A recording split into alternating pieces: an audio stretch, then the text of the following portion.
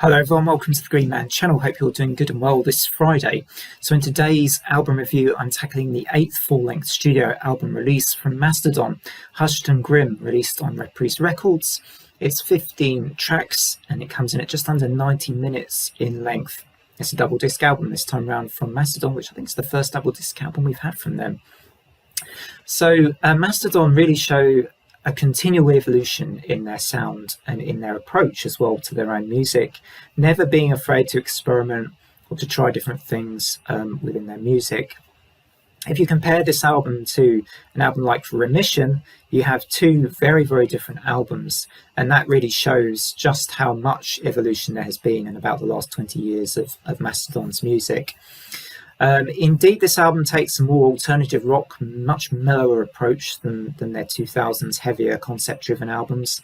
But that for this particular theme and style, I think it suits this album pretty well. Mastodon clearly have been somewhat grief-stricken and have had personal loss in their lives with the loss of their manager Nick John, and that has clearly been a huge inspiration, and it's very much at the core of the themes of this album, and a lot of the tracks here have those dark, sorrowful undertones. Two songs which maybe don't, maybe the pre-release singles, which sound a bit more upbeat and up-tempo and like they could have maybe been on Once More Around the Sun or something like that. But overall, this album is pretty distinctive. It's pretty different from anything Mastodon have ever done. So if you are happier with the Mastodon of old and you want another Remission or another Leviathan, say, you're going to be disappointed with Hushed and Grim. Probably best you give this one a miss. But that said, if you like a darker, a darker Mastodon with some really good songwriting, really dark themes, and a more alternative rock flavour to their music, then this album is probably or almost definitely for you. I'd say I think it's a brave change in direction, and it's paid off pretty well, in spite of the 90-minute running time. The use of the different vocalists between Troy, Bran, and Brent work extremely well on this album and help to keep it fresh in spite of that long running time. And also the guitar techniques on display as ever.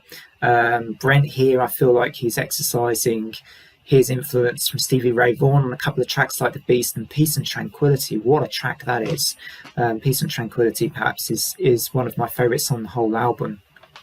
And it's a very difficult album to compartmentalize or to put in a box. You can't really do that with this album. It feels like a darker kind of alternative experiment from Mastodon this time round, and they have made their minds up that they want to do something different. They want to use some other influences of their own, musical tastes, and put it all together into a pot. And Hushed and Grim as the result, with obviously the sad undertones really driving forwards the theme and the lyrics of the album. Some of my favourite tracks on this album now, I would say Pain with an Anchor was a great start. A couple of more heavier moments on this album are in their earlier tracks as well, like More Than I Could Chew. I felt like Bill was doing one of his slightly more old school style heavier Mastodon riffs. So if you do like heavier Mastodon, that's probably the track to check out, More Than I Could Chew. We got some interesting level guitar licks and with Sickle and Peace that kept the verse almost hypnotic, if you like, whilst you had the verses of that song. You had that just interesting guitar pattern, which I really liked. Hooked me into Sickle and Peace. I enjoyed The Beast quite a bit. Again, a track which just shows Mastodon's just the diversity in their musicianship really well. There were a couple of moments in this album where it was very noticeable that it was dragging, and that is an hour and a half in length. So an album that's this long really needs to be kept fresh. And whilst I think they did that pretty well throughout the album, there were moments I did really notice a bit of drag factor. And I would say Skeleton of Splendor was a moment where I noticed the album just kind of dragging a bit. And then Dagger, which was the 10th track as well. Luckily, there were tracks around those tracks to keep me pretty much in tune with the album. But those, I may have to score the album down a bit on that basis that I wasn't completely in tune the whole way through. There were some moments that I struggled to keep really interested throughout. As I say, that said, for a lot of this album, there are so many good moments and so many interesting, as I say, guitar, particularly guitar moments that really make you, you think, oh, okay, I want to stay with this album a bit longer. As I say, the Beast, Peace and Tranquility were real highlights for me. Had It All is a track I want to talk about briefly. A lot of people will probably hate on this track because it is the closest thing to a Mastodon ballad we've probably ever had. But as far as ballads go, I really liked the chorus of this one, and I can see this live actually being really quite good. If you had a duet set up maybe or something, maybe you could have perhaps a woman singing as well in the duet to give a contrast to the style, the sound. You could have an amazing track live there, an absolute belter. I actually quite like ballads anyway, and I know there are a lot of metalheads that can't stand ballads. They hate ballads, right? But Had It All is actually a very good ballad, and if you don't like me saying that, well, I've got nothing else to say really. But Had It All I actually really enjoyed.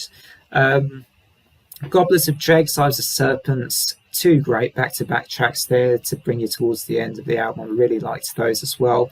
Gigantium, I was a bit I can't make my mind up on that track, whether I like it or not. It was strange to me. It felt like an Alter Bridge track, but with the Mastodon vocals over the top, and I'm not sure that match kind of worked for me as well.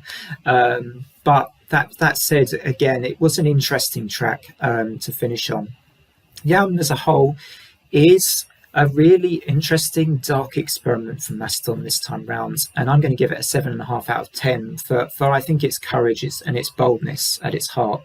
The reason it doesn't quite get much higher than that, I'm not giving it a top score, because as I say, the drag factor at times, that 90-minute or close to 90-minute album length was just a bit too noticeable. I think perhaps they could have done a little bit more as well at times with, perhaps bringing in a bit of that brutality a little bit more, even in an album like this, wouldn't have done it any harm. But yeah, as a whole, what a really intriguing release. And I don't mind that they've released this at all, I would say. I'm going to say this. I do not mind this album one bit. And I think it's a nice variation. And as someone who's a fan of stuff that, often a lot of alternative stuff, as well as my metal, alternative rock, alternative pop, I actually am quite did enjoy this. As I say, it's just the running time that was the thing that really kind of just got to me a bit. Anyway, hope you all enjoyed this album as well. Feel free to drop in the comments. Did you love it? Did you hate it? Where does it fit in the rankings of how you would rank the Mastodon discography? Otherwise, I hope you all enjoy what's left of your Fridays, and bye for now. Take care, everybody. Bye.